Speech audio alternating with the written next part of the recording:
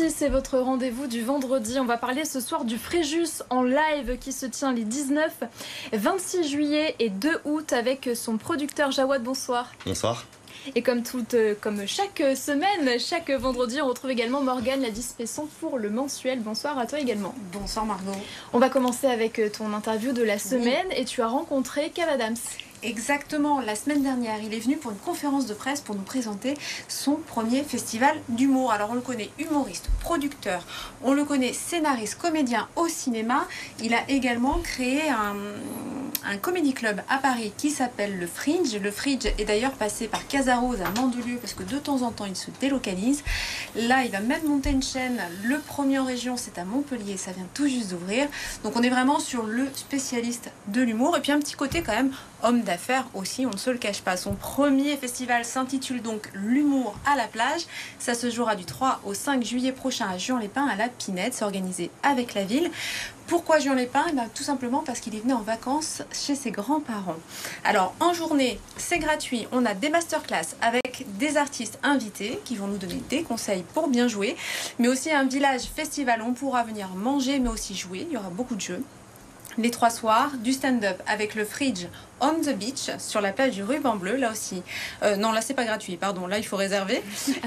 Attention, les 4 et 5 juillet, donc là ce n'est pas gratuit non plus, des soirées de gala avec entre autres Kev Adams bien sûr, Chantal Latsou, la nationale Chantal, Nawel Madani, Franck Dubosc, Philippe Cavrivière, mais aussi Caroline Vigneault, David Voinson, Jarry. J'ai pris des notes parce qu'en fait ils sont tellement nombreux que à mon avis j'en oublie un bon paquet. Je vous laisse en sa compagnie.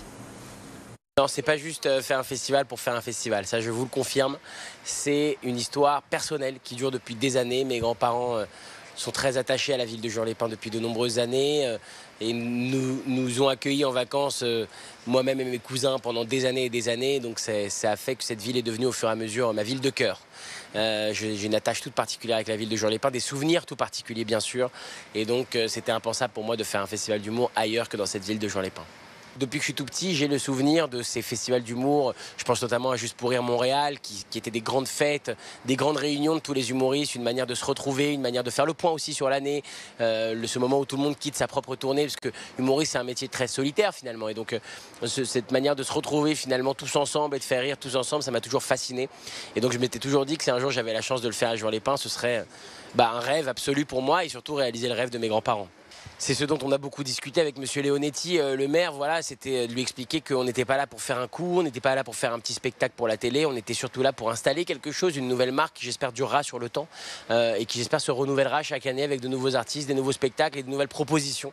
Juan-les-Pins se prête parfaitement au format festival, c'est une ville piétonne, c'est une petite ville qui permet malgré tout aux festivaliers de profiter de beaucoup d'infrastructures absolument géniales. C'est une ville qui accueille le festival de jazz depuis de nombreuses années avec beaucoup de succès et je nous souhaite le même succès pour l'humour à la plage. Je suis encore une fois hyper heureux de pouvoir faire ça à Juan-les-Pins et de pouvoir retrouver ces odeurs, ces rues, ces souvenirs d'enfance et de pouvoir les mettre en avant et les proposer finalement à tout mon public, leur proposer de venir vivre cette expérience avec moi.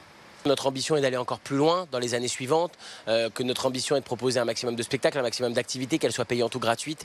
Pour moi, c'est ça un festival. C'est des food trucks, c'est des moments en famille, c'est des décorations gratuites dans la ville. Je veux que peu importe le budget de chacun, on puisse venir à Juan-les-Pins du 3 au 5 juillet, on puisse s'éclater. Ouais. On va parler maintenant de cet événement à présent, Fréjus en live avec Jawad. Ça se passe aux arènes de Fréjus.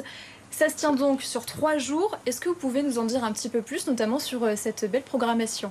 Alors c'est un festival qui est basé sur le live justement, où on retrouve pas mal de chanteurs de renommée, pas mal de musiciens qui se présentent donc aux arènes de Fréjus, vendredi 19 juillet, 26 juillet et 2 août, sur 3 vendredis qui se suivent, qui se succèdent. On a une programmation assez large, de la variété française avec le jeu KPO, du rap français avec Naps, Djangeli, Jiménez et également de la musique plutôt latino avec le chanteur Rizza. Il y a beaucoup de révélations aussi cette année 2024. On pense au Petit Génie par exemple, à l'artiste. Tout à fait. Djangeli qui a vraiment affolé tous les compteurs et qui fait partie aujourd'hui des artistes avec des centaines de records sur ses écoutes et sur son fameux tube Petit Génie. Donc on est très content de le recevoir. Donc on est quand même sur un festival qui est assez jeune génération quand même. Bon, Tout à fait. Ouais. Claudio n'est pas très vieux, il a notre tranche d'âge à tous les trois. Oui. Donc on va dire qu'il est jeune aussi. Oui. On est bien d'accord. Donc pourquoi avoir voulu créer un festival plutôt justement pour les jeunes? Parce que ça manquait dans la région? Oui, ça manquait. Bon, on a beaucoup d'événements avec DJ justement, mais peu d'événements avec des chanteurs justement qui attirent beaucoup les jeunes. Et c'est aussi la raison pour laquelle on a voulu miser sur ce type d'événement.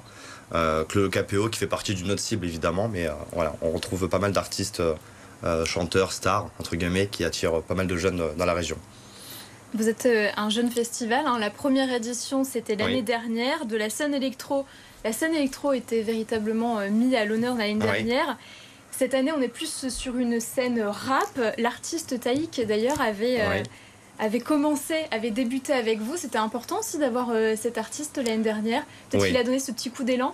Tout à fait, tout à fait. En fait, dès la première année, on a voulu vraiment frapper fort avec une tête d'affiche de renommée en France. Et l'artiste Taïk, justement, en faisait partie. Donc, ça a été un grand souvenir et surtout une très belle soirée. Alors, on ne peut pas ne pas parler du lieu. Les arènes de Fréjus, c'est quand même assez majestueux. Pourquoi avoir voulu s'installer là-bas ? Alors, est-ce que c'est aussi pour que les jeunes découvrent un peu le patrimoine historique? Oui, ça en fait partie. Bon, la petite histoire, c'est que je suis né à Fréjus, avant tout. Je suis né pas très loin des arènes, justement. Et étant dans le spectacle depuis plusieurs années, j'ai toujours voulu créer un festival dans ce lieu historique et dans ce lieu que je connais également. Donc ça aide pas mal. Et c'est vrai que tout le monde connaît l'arène de Fréjus, dont et justement les jeunes aussi connaissent parfaitement le lieu. Oui, il y a 20 siècles d'histoire. Tout à fait, oui. Donc ça veut dire que c'est aussi un lieu à protéger pendant les événements. C'est un lieu exactement. Ça reste un lieu quand même qui reste très sécurisé, très protégé par la commune. On a mis aussi en place des choses qui permettent justement d'utiliser le lieu de façon voilà, exactement, de façon à ne pas l'abîmer. Donc entreprise de ménage, écologie, voilà, on connaît un peu tout ce qu'il faut mettre en place pour protéger le site. Alors pour cette année 2024, vous attendez combien de spectateurs, de festivaliers?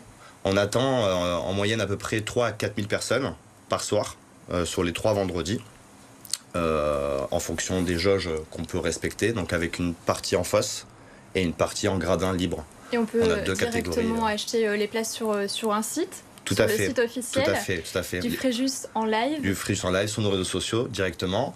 Et on a également aussi plusieurs billetteries partenaires comme France Billets, Ticketmaster, Cultura également. Donc voilà. Merci beaucoup Jawad. Je rappelle que vous êtes le producteur de l'événement Fréjus en live qui se tient les 19, 26 juillet et 2 août. Morgane, on passe à ton agenda de la semaine. Allez.